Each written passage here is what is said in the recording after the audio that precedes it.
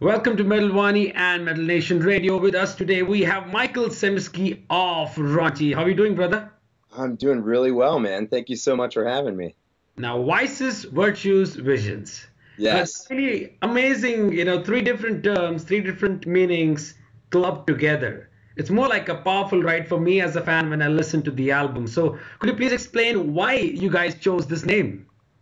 Yeah, sure, absolutely. Yeah, it's funny. I was just in my last interview. He was asking me about my creative control in the band and the writing process and things like that. And he was asking what exactly I was expecting going into a band that had been established for a while, and did I really have to sort of just pick up where the last vocalist was, pick up where he left off, and try and write to his style, cater to his style, and it was interesting, man. Like, I went in with no expectations at all. I wasn't really sure what to expect, but the guys really wanted me to just go ahead and write about whatever topics I wanted to. They gave me a lot of creative freedom, and so when I came up with this concept, they were all about it. They were all about it. Vices, Visions, Virtues, basically is about the dichotomy between good versus evil versus vice. It's vice versus virtue, and basically every song, if you're not familiar with like the it's Christianity's version. It's not a religious based concept album or anything like that, but it's just kind of it was the terminology was just developed by the church way back, and so the 7 heavenly virtues versus the deadly sins, basically. So every song is about a deadly sin, and the balance between that and its opposing heavenly virtue. So that's 7 of the songs right there. And the other 4 songs, the Visions, are sort of, I'm not exactly sure if I want to say I'm prophesizing here or what exactly I was doing with this, but it's kind of where I can see humanity going in the event that we continue to carry our behavior in such a way that it's leaning more towards our vices and not finding that balance between our virtues. I think we all just have this natural sort of tendency to, be lustful, be gluttonous at times, have pride and have envy, but only to a certain extent. You don't want pride to consume you. You don't want envy to consume you. You don't want lust to consume you. So this album is very much about the extremes on both ends. That's awesome. Now, talking like you explained the concept of an album. So for fans who listen to this album, I mean, it's for me as a fan, when I listen to this, it made me kind of feel that, everything is being arranged and structured, smoothly. But then when we talk about the album, it's like heaven for melodic fans who listen to melody. But then there's another kind of fan base who kind of, have that weird feeling towards melody. So how did you guys manage to make sure that this album is, let's say, will actually make the staunchest of the metalheads who won't even trade for the melody? Right. No, I mean, honestly, man, I feel like for any fan of RAUNCHY prior to this album, you had to know going into this that it was going to be almost a half and half balance of super melodic and aggressive elements and like almost poppy kind of choruses, at times. I mean, we do have like more aggressive choruses that are more in that minor key and don't necessarily follow a pop chord progression or classical chord progression or anything like that. But I guess we didn't intentionally go into it trying to appeal to anyone but ourselves. It's interesting. I guess I could take this answer in one of 2 directions, but just thinking about like how RAUNCHY writes, it's always been. I feel like the band has evolved from, with the times. It's always incorporated some sort of electronic or industrial sort of element, some sort of pop element, and some sort of metal element. And I think this is the first album where we sort of went back to some more old school roots in terms of the aggressive side. Like there's some thrashier kind of riffs in there, and there's some more groovy kind of riffs in there. But we still tried to maintain sort of a modern kind of vibe to it. maintaining the modern vibe has, you know, a lot to do with like production value and things like that. But you know, in terms of the aggressive metal roots and stuff like that, we tried to explore a pretty big spectrum. That's cool. You know, it kind of reminds me of a statement made by Sam Dunn, you know, on Metal Evolution. I'm sure you must have seen the Yeah. documentary. He actually said that, you know, how is there so much diversity in a genre which to most people sounds Hmm. like noise?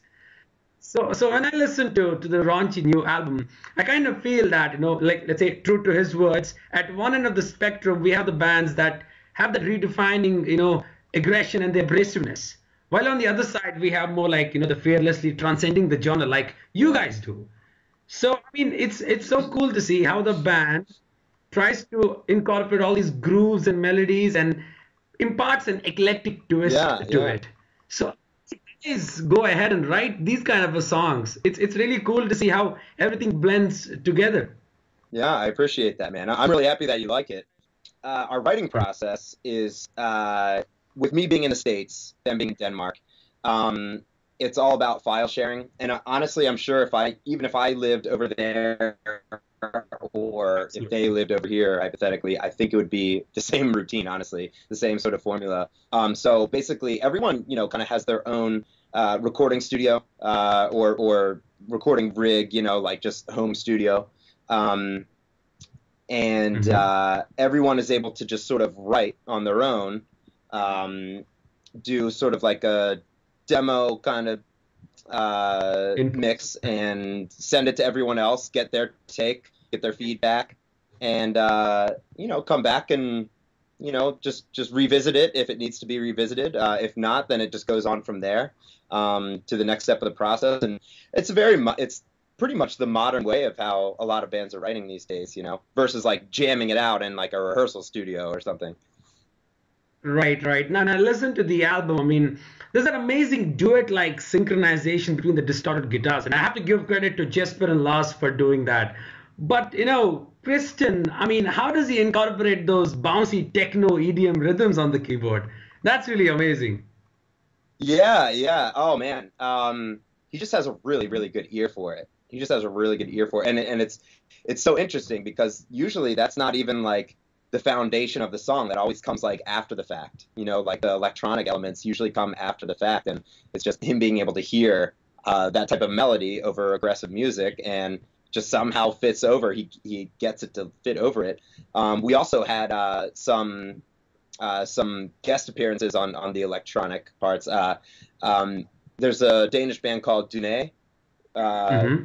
they're like a Danish, not pop rock band, but like rock band, alternative rock band, I guess I could say. That are really big in Denmark, and their keyboardist is phenomenal. He's so good, really nice guy, and he loves our band, and was just like, I would love to work on this, you know. And so he stepped in and he did some electronics and programming for maybe two or three of the songs, I want to say. Nice. Yeah. That's cool. Now let's talk about your vocals. I mean, Sure. for a fan, I mean, like me, who's been following you from the Harp Machine and then from the Intervals era, and then I listened to this album. So your clean vocals, I cannot comment on that. You're marvelous on that.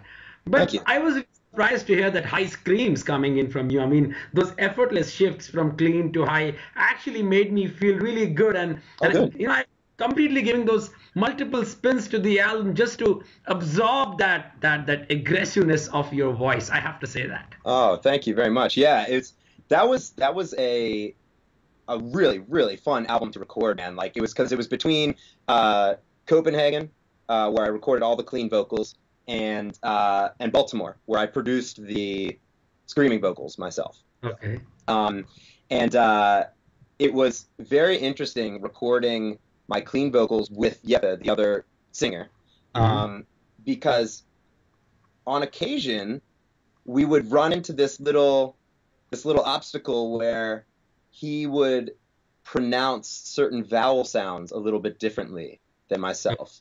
Yeah, because of just like yeah, the Danish pronunciation of American English is just like a little bit different than the American pronunciation of English. So every once in a while, particularly with A's and E's, their sound, or at least the way that he was pronouncing them, just a little bit sharper, and we sort of operated under this when in doubt, round your vowels kind of approach to to singing, because he would go into the vocal booth, sing his part, lay his part down, and then I would go in and have to sing to that, or I would go in and then he would have to harmonize. And, sometimes, he would go in after me, and, an E would just be really, really just piercing, whereas mine was a bit more rounded. And there's no right or wrong way. It was just, we wanted to make sure that they were consistent. The vowel sounds were being pronounced consistently. Otherwise, that's kind of going to kind of stick out, Absolutely. Yeah. Yeah. But in terms of like the high screams and the aggression, like it had been probably since, well, I was going to say it's probably been since the Heart Machine album that I recorded vocals like that. But I actually have a death metal side project with Alex Rudinger, the from the Faceless. The ex-Faceless drummer. Yeah, right. And ex Heart Machine. He was in the Heart Machine with me as well. Right. So we have a death metal band called Ordinance, and we're actually working on our second album right now. It's being mixed by Eduardo Apollonia, the same guy who mixed the Heart Machine album. And I recorded the vocals for the for the Ordinance album and the Raunchy album right around the same time, actually. So there was a period of time, man, where I was just like screaming every day. And next day you had to sing clean, so that's like oh no, oh my God, man, my voice just never knew what to expect. It just didn't see that coming. Yeah. Awesome. Now, talking about the tracks like Truth Taker or Digital Dreamer or even Luxuria, it's amazing to see how you guys have managed to have that amazing production of multiple textures on each track, and how amazingly the vocals are layered. So how much time did that, did you guys consume on layering those textures and making it sound, flawless? Yeah. Oh, okay. So the vocal layering. Yeah. I can't say that it took any more time, necessarily than the other tracks. But I think in terms of vocal layering, I think it's all really just dependent on the part itself. Like I'm just thinking to Digital Dreamer right now, which is probably my favorite song on the album. Like there were I believe over the verses, over my screams, I decided after I recorded my screaming tracks, I was like, you know what? I feel like this needs another layer. And so I double tracked a few clean but aggressive and kind of gritty